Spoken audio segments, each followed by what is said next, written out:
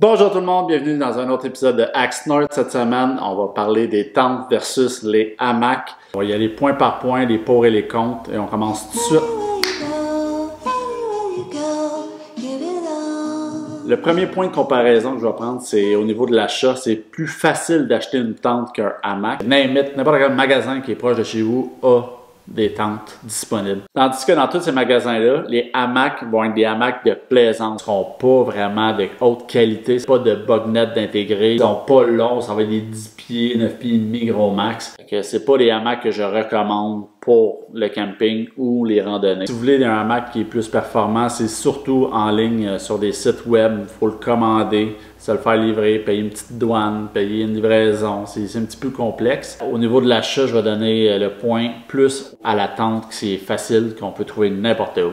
Tant qu'à parler du point de l'achat, le deuxième point, ça va être le prix.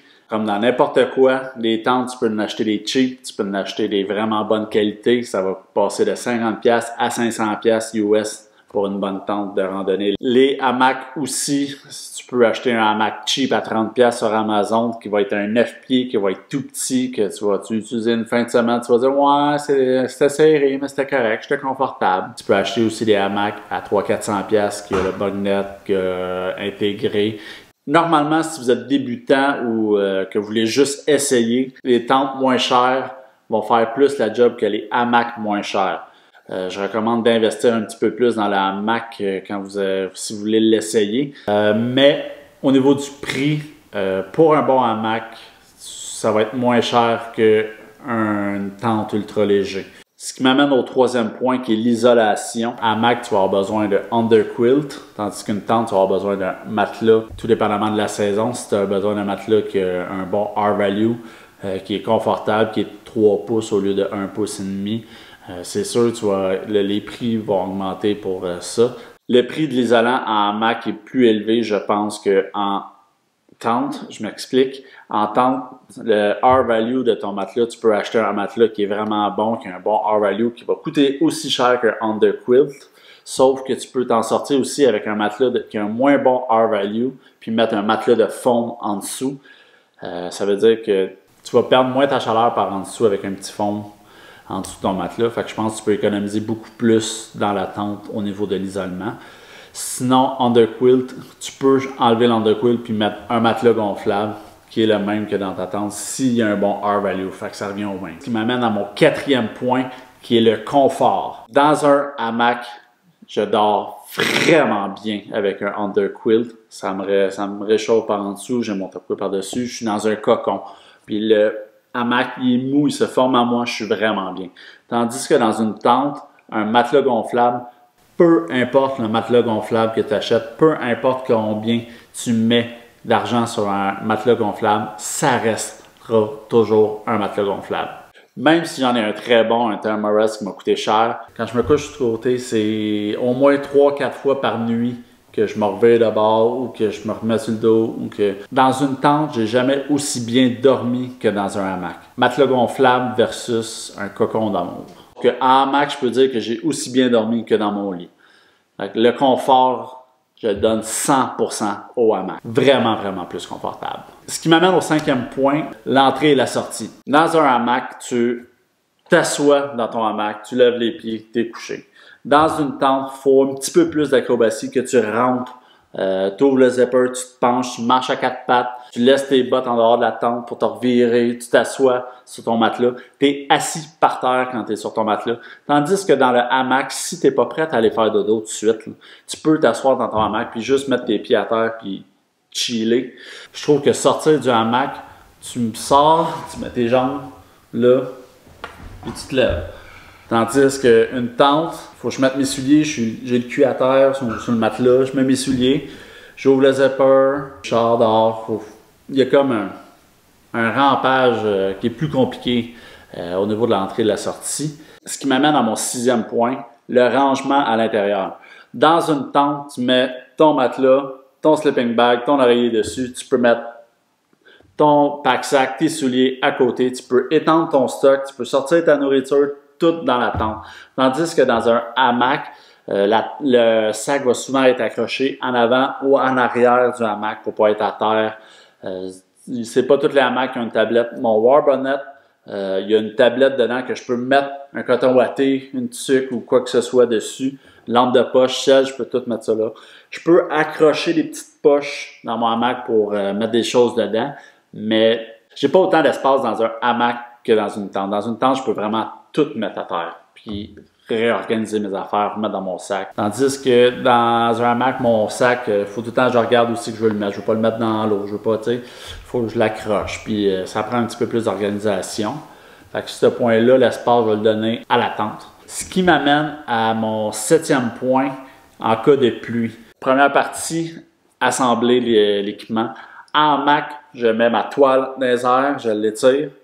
Une fois que c'est fait, je suis à l'abri, je sors mon hamac, je sors mon underquilt, tout ça, je fais tout ça en dessous de ma toile. Tandis qu'une tente, que la toile est après la tente, si j'ai pas une deuxième toile ou une bâche pour monter ma tente en dessous, si vous êtes en randonnée ou ultra léger, vous n'allez pas amener une autre toile par-dessus. La tente est supposée d'être hermétique elle-même.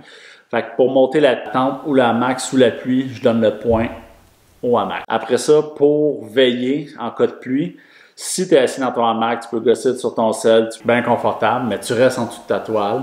Tandis que la tente, tu peux jouer aux cartes dans ta tente, quoi que ce soit. Veiller dans une tente sous la pluie, tu peux pas sortir, tu peux pas aller faire vraiment à manger. Tandis que en hamac, s'il pleut, j'ai ma toile, je peux faire à manger en avant. Fait que pour veiller, je donne le point à mon hamac au lieu de la tente. Sauf si vous êtes plusieurs. Si vous êtes plusieurs en hamac, ben c'est chacun dans son hamac, chacun en dessous de sa toile, chacun de son bord fait ses affaires. Tandis que si vous avez une tente, vous pouvez être deux, tout dépendamment de la grandeur de la tente, vous pouvez être deux dans la tente, jouer aux cartes dans la tente. En hamac, jouer aux cartes, ça va mal. Bon. Tandis que dans la tente, tu peux veiller 2-3, écouter le même film ou quoi que ce soit si la tente est assez grande. Fait que, avec des enfants ou en famille, peut-être que la tente sous la pluie peut être plus accommodant. Fait que mon 8e point, dans le fond, je viens d'en parler un peu, le nombre de personnes. Le hamac, c'est plus solo, c'est plus seul, chacun installe son setup comme qu'il veut. La tente, c'est beaucoup plus facile à plusieurs, on peut être 2 dans la tente, 3, 4, il y a des tentes à 10 personnes. En tente, c'est plus convivial d'être plusieurs, tandis qu'en hamac, c'est solo. S'il y a quelqu'un qui me dit on a dormi 2 en hamac et vous avez bien dormi, je ne vous crois pas, ou vous avez pris des substances qui ont fait que vous avez bien dormi. Sinon, en hamac, c'est seul, t'es tout seul. Même que dans la vidéo avec mon demi-frère, on a pris un arbre connexe. Moi, j'ai pris un arbre là à lui, puis lui a pris cet arbre-là à lui. On avait le même arbre. C'est un arbre à peu près gros de même. Que quand moi, je sortais de mon hamac, mettons je sortais là, le poids il lâchait, puis là, lui, il y avait le poids. Fait que dans la nuit, quand lui s'est levé, il s'est levé d'une shot. L'arbre est venu juste un peu vers moi, j'ai fait le saut. J'ai fait « wow ». Fait que d'avoir le même arbre peut être un peu problématique. Si il est gros, tu ne sentiras rien, mais je parle des moyens. Point numéro 9, l'installation. Installer un hamac versus installer une tente. Une tente, vous en avez toutes déjà monté une, ou presque, sinon vous n'êtes pas chanceux, vous avez vraiment raté votre enfance. C'est assez facile de monter une tente. Une fois que vous êtes habitué, je trouve que le hamac est aussi facile qu'une tente, c'est une question d'habitude, mais il y a une courbe d'apprentissage. Il faut t'installer le hamac, il faut t'installer la toile, il faut t'apprendre des nœuds pour la toile, comment pitcher ton hamac, un petit peu lever les pieds, il faut mettre un underquilt, ajuster l'underquilt pour pas qu'il y ait d'air. Le hamac est beaucoup plus compliqué, il y a beaucoup plus d'ajustements avec un hamac qu'avec une tente. Ceci étant dit, ce n'est pas toujours plus rapide une tente qu'un hamac. Parce que, mettons, moi je suis habitué, je l'accroche, je le mets, je mets mon underquilt, je mets ma toile. Pas mal sûr que c'est plus rapide, mais c'est pas un but d'être rapide. À moins que vous faites de la randonnée, que vous couchez un soir à telle place, l'autre soir à l'autre place, l'autre soir à l'autre place, que vous couchez 5 nuits de suite dans votre tente ou votre hamac, je peux comprendre que vous voulez savoir c'est lequel qui prend le moins de temps à assembler parce qu'à la fin de la randonnée, tu ne veux pas passer ta soirée à installer ton setup. Si tu es habitué avec une tente, tu vas être plus rapide avec une tente. Si tu es habitué avec un hamac, tu vas être plus rapide avec un hamac. C'est une question d'habitude. Ça va être à vous de faire le test, chronométrez-vous. Puis si vous êtes plus rapide avec un ou avec l'autre, vous ferez votre choix. Point numéro 10, je crois. Le poids. Généralement, je pense que c'est plus facile d'être plus léger avec une tente puis un matelas qu'avec qu'un hamac, un underquilt, puis un top quilt, puis une toile. Par contre, il y a toujours moyen de dépenser plus cher pour avoir du stock plus léger. Si vous achetez un top quilt, under quilt, en duvet, c'est ultra léger. Sauf que tu peux prendre le même top quilt, l'envoyer dans la tente, puis tu n'as pas besoin du under quilt, tu as besoin du matelas. Est-ce que tu es capable d'avoir un matelas qui est plus léger qu'un under quilt? Ça revient au même. Fait que la comparaison reste entre la tente et le hamac. Si vous êtes prêt à investir, Ziplex, qui est le way to go dans un true hike, dans le ultra léger. Ces tentes-là vont être beaucoup plus légères ou légères, je me souviens plus. On dit quoi? Légère ou légère? Dites-moi en commentaire. M'excuse maman, tu me reprends tout le temps. Ah! Si vous êtes pour cheaper, acheter la tente au magasin du coin, elle va être plus lourde, elle va peser 4-5 livres, elle va être plus lourde qu'un hamac cheap qui va peser 2-3 livres de Amazon. Si vous êtes pour y aller dans le pas cher, hamac va être plus léger que la tente. Si vous êtes pour y aller dans le plus cher, la tente plus chère va être plus légère que le hamac plus cher. Allô, je suis en train de filmer une vidéo. Le thème, bye. Le point numéro 11, l'intimité. Dans une tente, vous avez la mèche, puis vous avez l'autre toile que vous pouvez dans le style vestibule. Vous fermez ça. Quand vous êtes dans la tente, vous pouvez être tout nu, personne ne vous voit. Normalement, les tentes sont assez opaques. À moins que vous mettez la lumière à côté, vous faites de l'ombre chinoise comme dans Austin Power. Là, il y a peut-être un petit peu moins d'intimité. Mais si une fois que les lumières sont fermées, il n'y a pas personne qui peut voir dans ta tente. En hamac, généralement, la toile est au-dessus, puis tu vois en dessous. Il y a beaucoup moins d'intimité. Si vous avez besoin de vous changer ou quelque chose, se changer dans un hamac, c'est plus difficile que dans la tente. Je pense beaucoup plus à mesdames qu'à messieurs. Les gars, on change devant nous autres, puis on s'en fout, tandis que les femmes cherchent un petit peu plus d'intimité. Vont peut-être préférer la tente. Vous pouvez très bien mettre la toile très basse, fermée, acheter une plus grande toile qui recouvre au complet. Tu n'auras pas l'intimité autant que dans une tente. Ce qui m'amène au point numéro 12, la vue. Dans une tente, il va falloir que tu ouvres le vestibule pour voir la vue. Tu vas être couché, il faut que tu te lèves la tête pour regarder, sinon tu te recouches ou tu t'assois. Tandis que dans un hamac, je suis couché, ma toile elle peut être levée ou ouverte juste aux pieds, puis je vois l'horizon, je peux voir le feu. Quand je me couche, j'adore. Pour la vue, je préfère être en hamac. Tu es beaucoup plus en harmonie avec la nature. Tandis qu'en tente, tu es un petit peu plus encabané, un petit peu plus fermé du monde extérieur. Il y en a que pour certains, c'est un sentiment de réconfort de ne pas entendre ou voir dehors. Tandis que pour d'autres, ils veulent ouvrir l'œil, ils veulent voir loin, ils veulent voir ce qui se passe. Pour la vue, j'aime mieux ma vue en hamac que ma vue en tente, qu'il faut que je zippe, que je me lève, puis j'aime mieux en hamac. Point numéro 13, le terrain.